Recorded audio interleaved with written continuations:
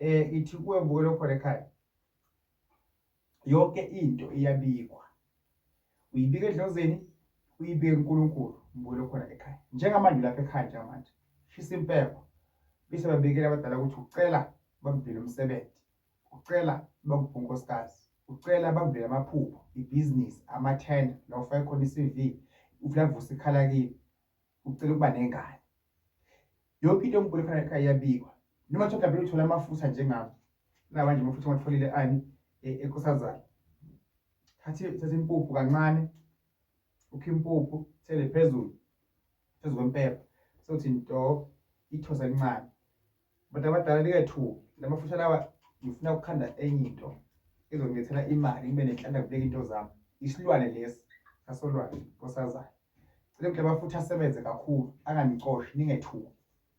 Ngiyacela kube kuhle njalo ngoba impilo iyazanywa. Uma lokuhleli phansi nempilo ihlala phansi, ngifuna kube kuhle kukhanye yonke into ihambe kahle. Bese ucela uNkulunkulu, soyathandaza emva lokumbukelo khona ekhaya.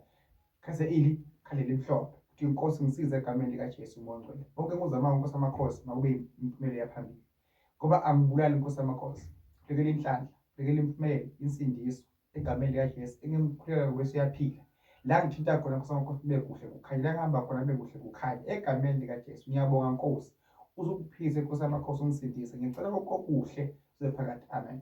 Ukuze kusasa into oyicela lapha empepheni mase ixaka ugijima ukwazi ukubika. Manje nini nenza izinto likazibika-ke emsamo, ningazibika uNkulunkulu, senixakekile likhayela uNkulunkulu namadlozi mbukelo khona ekhaya. Isintu sinamandla, isintu siyamsiza umuntu. Abaningi basizwe isintu kodwa bese bayafihla sebeyabhala. Inkosi kubusise umnyaka uyaphela manje awunalutho lokuthi la idlozi alikho, idlozi likhona, uNkulunkulu ukhona. La usizakala khona bamba khona uvala umlomo, ungagxeki nangelanga elilodwa. Makubothi lento oyibonako iyakudina, phuma kuyo ungayibheki emabala.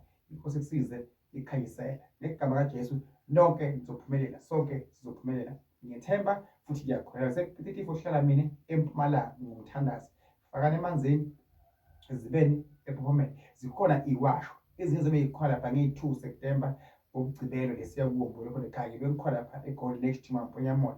Fonela abani babusha bami enombweni yakhe. Inkosi kubusise. I love you.